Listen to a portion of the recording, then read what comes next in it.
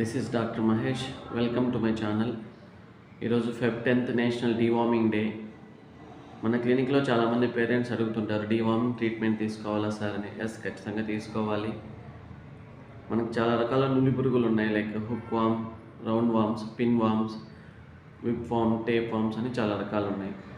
ఇవి మన ఇంటెస్టైన్స్లోకి పోయి ఇంటెస్టైన్స్ అతుక్కొని బ్లడ్ని తీసేసుకుంటే దాని ద్వారా రక్తహీనత, ఐరన్ డెఫిషియన్సీ, అనీమియా అనేది వస్తుంది.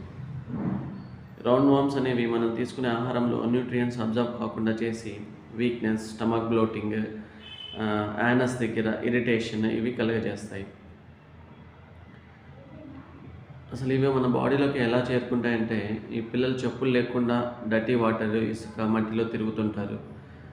స్కిన్ ద్వారా ఇన్ఫెక్ట్ అయ్యి మన బాడీలోకి చేరిపోతాయి ఇవి. ఇంకొకటి డేంజర్ వామ్ అవుతుంది, టేప్ వామ్. పోర్క్ మీట్ సరిగ్గా కుక్ చేయకపోవడం వలన ఈ టేప్ వామ్ అనేది మన బ్రెయిన్ని ఇన్ఫెక్ట్ చేసి కొన్నిసార్లు ఫిట్స్ని కూడా కలుగజేస్తుంది టేప్ వామ్. సో మనం కుక్ చేసేటప్పుడు వెజిటేబుల్స్ కానీ, మీట్, మాంసాన్ని కానీ సరిగ్గా కుక్ చేసుకొని తినాలి. ఎండమిక్ కంట్రీస్ లైక్ ఇండియాలో ఒక సంవత్సరానికి 2 సార్లు ట్రీట్మెంట్ తీసుకోవాలి. 1 to 2 years ఏజ్ ఉన్న పిల్లలకి హాఫ్ ద డోస్ ఆల్బెండజోల్ ఇవ్వాలి. మోర్ దెన్ 2 years ఏజ్ ఉన్న పిల్లలకి ఫుల్ డోస్ 10 ml 400 mg ఉంటుంది, ఫుల్ డోస్ ఇవ్వాలి మోర్ దెన్ 2 years ఉన్న పిల్లలకి. ఆఫ్టర్ 2 to 3 weeks తర్వాత మళ్ళీ ఈ ట్రీట్మెంట్ అనేది రిపీట్ చేయాలి. ఎందుకంటే ఫస్ట్ డోసు ఆల్రెడీ ఉన్న పారాసైట్స్ని కిల్ చేస్తుంది.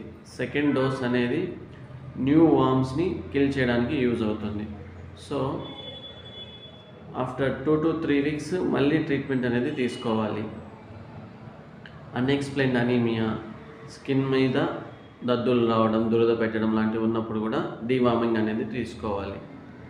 ట్రీట్మెంట్ తీసుకున్న తర్వాత కూడా ఇలాంటి వామ్స్ మన మోషన్లో కనిపిస్తుంటే ఫ్యామిలీ మెంబర్స్ కూడా ట్రీట్మెంట్ తీసుకోవడం చాలా మంచిది. సో ఇలాంటి మరెన్నో ఇన్ఫర్మేటివ్ వీడియోస్ కోసం మన ఛానల్ని సబ్స్క్రైబ్ చేసుకోండి అండ్ షేర్ చేయండి. Thank you.